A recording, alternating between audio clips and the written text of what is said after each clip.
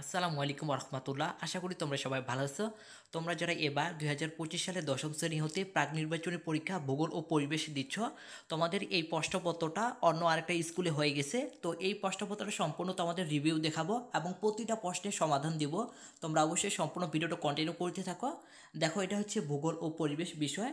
তো এখানে 10টা প্রশ্ন দেওয়া আছে। প্রথমে 1 নম্বরে তো এই 15টা প্রশ্ন থাকবে। 15টার মধ্যে যে কোনো 10টা উত্তর দিতে হবে। আমরা ভিডিও শেষে প্রতিটারই প্রশ্নের অ্যান্সার করে দিব। তারপরে এখানে যে কোনো 5টার উত্তর দিতে হবে। তোমরা একটু লক্ষ্য করো, 1টা 2টা 3টা 4টা 5টা আমরা এগুলারে সমাধান করব। এরপরে 4 নাম্বার প্রশ্ন। তো এখানে একটা চিত্র দেওয়া আছে, ক খ গ ঘ অ্যান্সার।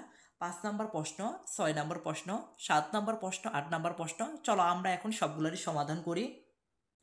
তো প্রথমে আমাদের এখানে সংক্ষিপ্ত প্রশ্ন 15টা আছে। আমরা 15টারই উত্তর এখন সমাধান করতে। এখানে 1 নাম্বার সৃজনশীল প্রশ্ন লক্ষ্য করো। তো এখানে ক বিভাগ খ বিভাগ দেওয়া আছে। তো আমরা 1 নাম্বার প্রশ্নে এখন সঠিক সমাধান করব। আমাদের এখানে ক বিভাগে বলা আছে,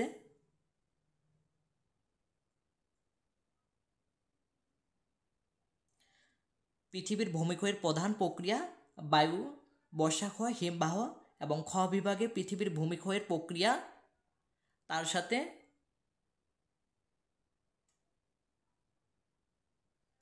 বালু কাময় পলক সঞ্চয়, হিমবাহ সঞ্চলন। তো আমরা এখন ক নাম্বার প্রশ্নের উত্তর করব। অধ্যাপক ম্যাককিনির মতে ভূমিক্ষয় কি?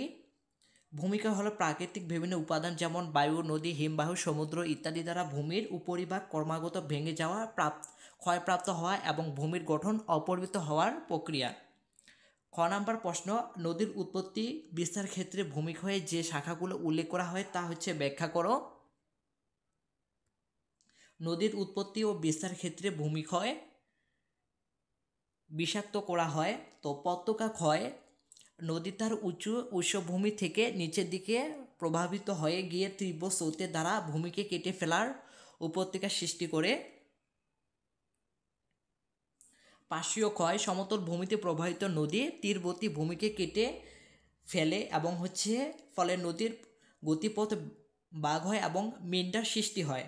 অবনয় ক্ষয়, নদীর তার তলদেশে খুঁড়ে নির্ভরতা বাড়ায়।